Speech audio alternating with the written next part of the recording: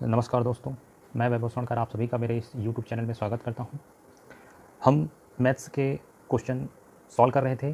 आज उसका ये तीसरा पार्ट है और आज हम देखेंगे संख्याओं पर आधारित प्रश्न, यानी कि इस पर कैसे प्रश्न बनते हैं उसकी चर्चा करेंगे। तो आइए पहला क्वेश्चन देखते हैं। पहला क्वेश्चन है, यदि किसी दो अंकों की संख्या में इकाई का अंक दहाई के अंक से 2 अधिक है तथा संख्या और अंकों के योग का गुणनफल 144 है तो संख्या क्या है, यह आपको बताना है। ठीक है, आपके ऑप्शन है ए 40, बी 42, सी 26 या फिर डी 24। ठीक है, आइए देखते हैं इसे कैसे सॉल्व करते हैं। देखिए, इसे सॉल्व करने का सबसे आसान जो ट्रिक होता है या तरीका होता है वो होता है अकॉर्डिंग टू ऑप्शन, यानी कि हम ऑप्शन के थ्रू से पहले चेक करेंगे। ठीक है, जैसा कि कहा गया है पहले लाइन में, यदि किसी दो अंकों की संख्या में इकाई का अंक दहाई के अंक से 2 अधिक है। ठीक है, तो देखिए इकाई का अंक दहाई के अंक से 2 अधिक है। ठीक है, तो एक नंबर आपका 46 हो गया, और यानी कि 46 आ सकता है। ठीक है, क्योंकि ये जो इकाई का अंक है वो दहाई से 2 अधिक है। ठीक है, 42 नहीं आ सकता तो इसे हम लेंगे नहीं। 26 आ नहीं सकता क्योंकि इकाई का जो अंक है वो दहाई से 4 अधिक है। ठीक है, तो हमें सिर्फ 2 अधिक लेना है, 24। तो 40 और 24 आ सकता है। ठीक है, तो चलिए पहले 40 को चेक करते हैं। यानी कि यहाँ पर इकाई का अंक क्या हो जाएगा, इकाई का अंक है ना, यहाँ पर हम मानते हैं कि इकाई का अंक हो जाएगा 6 पहले ऑप्शन से, और दहाई का अंक क्या हो जाएगा, दहाई का अंक क्या हो जाएगा 4। ठीक है, आगे क्या बोल रहा है, तथा संख्या। अब ये संख्या क्या बनेगी, संख्या बन जाएगी 46। ठीक है, और अंकों के योग, अब इन दोनों का योग करेंगे और उनका गुणनफल, तो 6 और 4 10, उनका गुणनफल कितना आना चाहिए, 144। ठीक है, तो क्या 144 आ रहा है, नहीं आ रहा है। ठीक है, इस प्रकार से हमारा जो पहला आंसर है वो नहीं होगा। डी को हम, यानी कि चौथे आंसर को हम एक बार चेक कर लेते हैं। ठीक है, देखिए मान लीजिए मैं इकाई का अंक जो है यहीं पर सॉल्व कर लेता हूँ। मान लीजिए मैं इकाई का अंक लेता हूँ 4, जो कि हमारे ऑप्शन में दिया हुआ है। दहाई का अंक लेता हूँ 2। ठीक है, और इन दोनों का संख्या क्या बनेगी, 24 बनेगी, और 24 का गुणा हम करेंगे 4 2 6 से। ठीक है, 6 चौक 24 और 6 दूनी 12 13 14। यस, तो हमारा जो डी आंसर है 24 है वो एकदम करेक्ट है। जो हम ये कह सकते हैं कि हमारा आंसर क्या हो जाएगा, डी, यानी कि 24 हो जाएगा। समझ में आया। चलिए अगले क्वेश्चन की ओर बढ़ते हैं। अगला क्वेश्चन है, किसी आदमी ने 100 अंगूर 5 दिन में खाए। उसने प्रत्येक दिन उससे पहले दिन की तुलना में 6 अंगूर अधिक खाए। ठीक है, तो आपको बताना है कि उसने पहले दिन कितने अंगूर खाए। देखिए, इस क्वेश्चन को सॉल्व करने के लिए हमें एक फार्मूला याद रखना पड़ेगा। ठीक है, वो फार्मूला मैं लिख देता हूँ। देखिए, S N is equal to होता है n/2 2a plus n-1 into D. ठीक है, जहाँ पर एस एन क्या है, ठीक है, जो 5 दिनों में उसमें 5 दिनों में जो उसने अंगूर खाए उसकी संख्या है। ठीक है, कुल दिनों में खाए अंगूर की संख्या। ठीक है, और एन क्या है, एन आपके नंबर ऑफ डेज हैं, यानी कि दिनों की संख्या है, दिनों की संख्या। एन आपके दिनों की संख्या है। ए आपका पहले दिन में खाए गए अंगूर हो जाएंगे। ठीक है, और डी आपका हो जाएगा डिफरेंस, यानी कि 6 यहाँ पर डिफरेंस होगा। ठीक है, क्योंकि उसने पहले दिन से अधिक खाए तो इसको हम लिखेंगे अंतर। ठीक है, पहले दिन जितने खाए उससे 6 अधिक अगले दिन खाए तो 6 क्या हो जाएगा, आपका अंतर हो जाएगा। ठीक है, इस प्रकार से जब हम फार्मूले में रखते हैं तो हमारा आंसर आ जाएगा। देखिए, एस एन की जगह मैं 100 रख रहा हूँ, एन की जगह हम रखेंगे 5 जो कि दिया हुआ है 5/2, ए हमको निकालना है 5-1 और डी की जगह 6। ठीक है, 100 2a प्लस 5 में से 1 गया तो 4, और 4 6 जा 24। अब क्या करेंगे, देखिए 100 इंटू 2, 2 ऊपर आके मल्टीप्लाई हो जाएगा और 5 नीचे चला जाएगा, 2a प्लस हो जाएगा 16। सॉरी, ये देखिए 40 is equal to 2a plus 24, 2a is equal to 40 minus 24 और 2a इज इक्वल टू 16। इस प्रकार से a की वैल्यू हो जाएगी 16/2 यानी कि 8, यानी कि हम कह सकते हैं कि उसने पहले दिन 8 अंगूर खाए। इस प्रकार से आपके आंसर हो जाएंगे 8। ठीक है, चलिए अगले क्वेश्चन पे चलते हैं। अगला क्वेश्चन है 561 रुपये की धनराशि को ए बी सी में इस प्रकार विभक्त किया जाना है ताकि ए को बी से 120 रुपये अधिक तथा सी से 120 रुपया कम मिले। ठीक है, हमें बताना है कि बी का भाग कितना होगा उसमें। ठीक है, देखिए ऐसे सवालों को हल करने के लिए सबसे पहले तो आप जानिए कि जिसके बारे में पूछा है हम उसको एक्स मान लेते हैं। ठीक है, यहाँ पर मैं लिख दिया ए बी और सी। ठीक है, बी को मान लीजिए x रुपये मिलते हैं। ठीक है, तब ए का हिस्सा कितना हो जाएगा, देखिए ए को बी से 120 रुपये अधिक। ठीक है, तो ए का हिस्सा हो जाएगा x प्लस 120 रुपये होगा। ठीक है, और सी से 120 रुपये कम, यानी कि ए की बात करेंगे, यहाँ पर तथा लगा हुआ है यानी कि हम ए की बात कर रहे हैं, तो ए को मतलब सी से 120 रुपये कम मिले। ठीक है, तो यहाँ पर हो जाएगा 240। ठीक है, देखिए 120 रुपये कम है ना, 240 इस प्रकार से। तो ये हमारा इक्वेशन बन गया। अब कुल राशि कितनी है, 561 रुपये। ठीक है, तो सबको ऐड करेंगे और वो किसके इक्वल होगा, 561 के। देखिए x plus 120 plus X plus 240 equal to 561। ठीक है, सबको ऐड करेंगे, 1 2 3 3x और 12 3 36 360 और 561। ठीक है, फिर क्या करेंगे, 3x इजिकल टू क्या हो जाएगा, 561 माइनस 360, 3x इजिकल टू हो जाएगा 102 ठीक है, x की वैल्यू आ जाएगी आपकी 3 छक्के 18, यानी कि 201 में जब 3 डिवाइड करेंगे 3 छक्के 18 और 3 सत्ते 21। ठीक है, रुपए। इस प्रकार से b का जो हिस्सा बना कितना बना, 67 रुपये बना। ठीक है, देखिए अकॉर्डिंग टू ऑप्शन चलते हैं तो हमारा आंसर हो जाएगा सी, 67 रुपये। क्लियर है, चलिए अगले क्वेश्चन पे चलते हैं। अगला क्वेश्चन पूछ रहा है दो संख्याओं का अंतर 1660 है। यदि एक संख्या का 6 सही 1/2% दूसरी संख्या के 8 सही 1/2% के बराबर है तो हमें बताना है कि वह छोटी संख्या कौन सी होगी। ठीक है, उनमें से छोटी संख्या क्या होगी।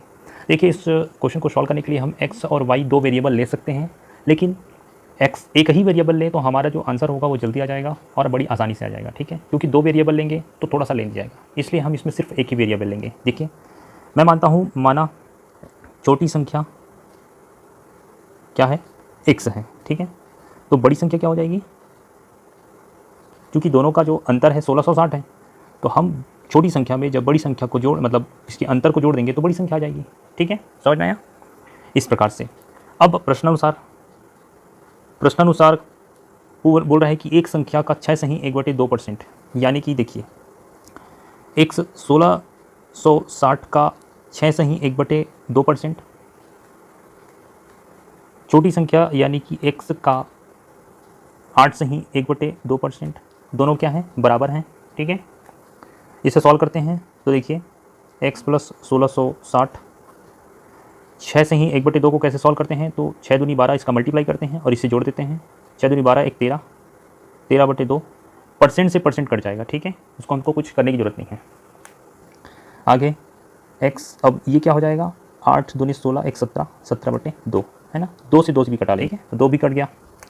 अब देखिए मल्टीप्लाई कर देते हैं तो आपका आ जाएगा 13x प्लस 13 गुणित 1660 और 17x। ठीक है, 13 को इधर ट्रांसफ़र करते हैं तो इधर बचेगा 13 1660 और 17x माइनस 13x, 17 में से 13 गया तो बचेगा 4 3 7 4x। ठीक है, अब 13 1660 बटे 4 इधर ट्रांसफ़र आ जाएगा नीचे और इधर से बचेगा x। ठीक है, तो x की जो वैल्यू आएगी 4 चौक 16, 4 पंचे 20, 13 गुणित 415। ठीक है, इसे सॉल्व करते हैं तो 13 पंचे 65, 13 और 6 6 3 9, 3 9 हाथ सिलाई 1 आया, 13 चौक 52 और 1 53। इस प्रकार से हमारा आंसर आ जाएगा 5395, यानी कि 5395। देखिए आंसर में ऑप्शन में चेक करते हैं तो आपके अकॉर्डिंग टू ऑप्शन जो बी हो जाएगा सही हो जाएगा, 5 हमारा आंसर 5395 आ जाएगा। चलिए अगले क्वेश्चन की ओर चलते हैं। अगला क्वेश्चन है किसी संख्या को 2 गुना करके उसमें 9 जोड़ा जाता है, इस प्रकार प्राप्त संख्या का 3 गुना 75 के बराबर है। वह कौन सी संख्या है। ठीक है, देखिए सबसे पहले तो मानते हैं वो संख्या x है, माना कि वह संख्या क्या है, वह संख्या x है। ठीक है, इसका दोगुना करेंगे 2x और इसमें 9 जोड़ देंगे। ठीक है, दोगुना करके इसमें 9 जोड़ा जाता है। तो इस प्रकार से जो ये संख्या प्राप्त होती है ना, का 3 गुना 75 के बराबर है। तो इसका जो 3 गुना है वो किसके बराबर है, 75 के बराबर है, ये कह रहा है। ठीक है, समझ में आया। फिर क्या करेंगे, 3 का ट्रांसफ़र कर देंगे उधर, यानी कि ये 75/3 हो जाएगा और आंसर आ जाएगा 25। ठीक है, 2x + 9 बराबर क्या आ जाएगा 25। 9 उसमें माइनस होगा, यानी कि 25 में 9 हो जाएगा तो कितना बचेगा, 16 बच जाएगा। ठीक है, तो 2x = 16, इसलिए x = क्या हो जाएगा 16/2 यानी कि 8। इस प्रकार से हमारा आंसर आ जाएगा 8। तो वह संख्या कौन सी है, 8। ठीक है, चलिए अगले क्वेश्चन की ओर चलते हैं। क्वेश्चन है, यदि किसी संख्या के 60% में से 60 घटाने पर शेष भी कितना आता है, 60 आता है, तो वो संख्या बताइए। ठीक है, आपके ऑप्शन है ए 120, बी 150, सी 180 या फिर डी 200। ठीक है, आइए देखते हैं कैसे सॉल्व करेंगे। सबसे पहले तो हम वह संख्या मानते हैं x। ठीक है, तो माना वह संख्या क्या हो जाएगी, x है। इसके 60% में, तो x का 60% में 60 घटाने पर वह संख्या क्या हो जाती है, 60 हो जाती है। ठीक है, 2 × 6 और 2 × 10। ठीक है, 3x/5 = 60 को इधर ट्रांसफ़र करेंगे, 60 और 60 कितना हो जाएगा 120। ठीक है, या फिर क्या लिख सकते हैं इसको, 120 × 5/3। ये नीचे वाला ट्रांसफ़र होकर ऊपर चला जाएगा मल्टीप्लाई में, और ऊपर वाला ट्रांसफ़र होकर नीचे में डिवाइड में आ जाएगा। ठीक है, इसे सॉल्व करेंगे तो आपका आंसर क्या आ जाएगा, 3 × 4 = 12 और 4 × 5 = 20 यानी कि 200। ठीक है, इस प्रकार से x की वैल्यू आ जाएगी 200। अकॉर्डिंग टू ऑप्शन देखते हैं तो हमारा सही उत्तर हो जाएगा डी 200। चलिए अगले क्वेश्चन की ओर चलते हैं। अगला क्वेश्चन है, यदि किसी संख्या के 1/4 का 1/3 भाग 15 है तो उस संख्या का 3/10वां भाग क्या होगा। ठीक है, आपके ऑप्शन है ए 35, बी 36, सी 54 या फिर डी 56। ठीक है, आइए देखते हैं कैसे सॉल्व करेंगे। सबसे पहले कि माना वह संख्या क्या हो जाएगी x। ठीक है, तो इसका 1/4 x का 1/4 1/4 हो जाएगा और इसका 1/3 1/3 हो जाएगा। ठीक है, भाग कितना है 15 है, यही बोल रहा है क्वेश्चन। ठीक है, अब ये सॉल्व करेंगे तो x इधर अगर रखते हैं तो बाकी इधर ट्रांसफ़र हो जाएगा, यानी कि 4 × 3 इधर ट्रांसफ़र हो जाएगा। ठीक है, 15 × 4 = 60 और 6 × 18 यानी कि 180। तो x की वैल्यू आ गई 180। हमें बताना है कि इस संख्या का 3/10वां भाग, इसका x का 3/10वां भाग कितना हो जाएगा, 18 × 54, यानी कि इस संख्या यानी कि x का 3/10वां भाग हो जाएगा 54। ठीक है, अकॉर्डिंग टू ऑप्शन देखें तो हमारा उत्तर हो जाएगा सी। ठीक है, चलिए अगले क्वेश्चन की ओर चलते हैं। अगला क्वेश्चन है, यदि किसी संख्या का 3 गुना इस संख्या के 3/5 से 60 अधिक है तो वह संख्या है। ठीक है, देखिए सबसे पहले तो हम माना वह संख्या x। ठीक है, हम उसे x मान लेंगे। अब प्रश्नानुसार चलेंगे, किसी संख्या का 3 गुना, इस संख्या का 3 गुना 3x। ठीक है, इस संख्या के यानी कि इस x के 3/5 से 60 अधिक है, इस संख्या के 3/5 से जो है 60 अधिक है। क्लियर है, इक्वेशन बन गया। अब x वाले पोर्शन को इधर ट्रांसफ़र कर देंगे, यानी कि 3x - 3x/5 = 60। क्लियर है, अब क्या करेंगे, एलसीएम लेंगे, एलसीएम आएगा 5। ठीक है, त्रिया गुणा करेंगे तो 5 × 15 और यहाँ पर 3x = 60। ठीक है, अब क्या करेंगे, 15 में से 3 गया तो 12, 12x/5 60। ठीक है, 12x/5 = 60 आ गया। अब क्या करेंगे, इसलिए x बराबर क्या हो जाएगा 60 × 5/12। ठीक है, फिर x की वैल्यू 12 × 12, 12 × 5 = 60, x बराबर हो जाएगा 25। ठीक है, और यही आपका आंसर। तो आइए देखते हैं ऑप्शन में, अकॉर्डिंग टू ऑप्शन हमारा सही उत्तर हो जाएगा ए 25। ठीक है, चलिए अगले क्वेश्चन की ओर चलते हैं। अगला क्वेश्चन है, किसी संख्या के 3/4 भाग का 2/3 बराबर है, ठीक है। आपके ऑप्शन है ए संख्या का 1/2, बी संख्या का 1/3, सी संख्या का 8/9 और डी संख्या का 17/12, ठीक है। देखिए इसे कैसे सॉल्व करेंगे। सबसे पहले तो माना वह संख्या है x, ठीक है। तो प्रश्नानुसार x का 3/4 का 2/3 किसके बराबर है? तो देखिए संख्या का 1/2, ठीक है। यानी कि अकॉर्डिंग टू ऑप्शन यदि देखें तो हमारा सही उत्तर हो जाएगा ए संख्या का 1/2, ठीक है। इस प्रकार से चलिए अगले क्वेश्चन की ओर चलते हैं। अगला क्वेश्चन है, कोई किसान अपने n गायों के झुंड का अपने 4 पुत्रों में इस प्रकार बंटवारा करता है ताकि पहले पुत्र को पूरे झुंड की आधी गाय, दूसरे को पूरे झुंड की 1/4 गाय, तीसरे को पूरे झुंड की 1/5 गायें तथा चौथे को 7 गायें प्राप्त होती हैं। तो आपको बताना है कि n का मान क्या होगा। कैसे सॉल्व करते हैं। सबसे पहले तो जो n दिया गया है वह कुल गायों की संख्या दी गई है। ये कुल किसान के पास कितने गाय हैं, ठीक है। प्रश्नानुसार पहले पुत्र को देता है वो आधी गाय यानी कि n/2, ठीक है। दूसरे को देता है 1/4 यानी कि n/4, तीसरे को देता है 1/5 यानी कि n/5, ठीक है। और चौथे को देता है 7 गाय। इस प्रकार से कुल गाय की संख्या बन जाती है, ठीक है। इक्वेशन आपको समझ में आ गया। आइए इसे सॉल्व करते हैं। देखिए मैं क्या करता हूँ, इन सारे n से रिलेटेड जो हैं उनको मैं इधर ट्रांसफर कर देता हूँ। यानी कि ये हो जाएगा 7 = n - n/2 plus n/4 plus n/5। इसको हम ब्रैकेट में कर देते हैं, ठीक है। n माइनस इसको सॉल्व करेंगे इंडिविजुअली क्या हो जाएगा, 4 पंचे 20 यानी कि एलसीएम आएगा 20, 2 दहाम 20, 4 पंचे 20 और 5 चौक 20, ठीक है। फिर 7 = n - 5 4 9 और 10 19 n/20, ठीक है। अब इसका एलसीएम आएगा 20 और ये हो जाएगा 20 n - 19 n/20 = 7, ठीक है। इस प्रकार से ये हो जाएगा n/20, ठीक है। फाइनली n की वैल्यू क्या आ जाएगी, 7 × 20 यानी कि 140। तो किसान के पास कुल 140 गायें थी, ठीक है। हमें n की वैल्यू बतानी थी। आइए अकॉर्डिंग टू ऑप्शन सी इसका सही आंसर हो जाएगा 140, ठीक है। चलिए अगले क्वेश्चन पे चलते हैं। तो अगला क्वेश्चन है, कह रहा है कि एक कक्षा में एक निश्चित संख्या में बेंच है। यदि प्रत्येक बेंच पर 6 विद्यार्थी बैठाए जाते हैं तो सभी विद्यार्थियों को बैठने की सीट देने के लिए एक और बेंच की आवश्यकता होती है, ठीक है। किंतु यदि प्रत्येक बेंच पर 7 विद्यार्थी बैठाए जाते हैं तो सभी विद्यार्थियों को बैठाने के पश्चात 5 विद्यार्थियों के लिए जगह बची रहती है, ठीक है। आपको बताना है कि कक्षा में कुल कितने विद्यार्थी हैं। आपके ऑप्शन है ए 30, बी 42, सी 72 या फिर डी इनमें से कोई नहीं। देखिए ऐसे क्वेश्चन थोड़े ट्रिकी होते हैं और इनको सॉल्व करने के लिए थोड़ा सा कॉन्सेंट्रेट होने की आवश्यकता होती है, ठीक है। तो आइए इस क्वेश्चन को सॉल्व करते हैं। सबसे पहले तो मैं ये मान के चलता हूँ कि बेंचों की संख्या, ठीक है, बेंचों की जो संख्या है वो हो जाएगी x, ठीक है।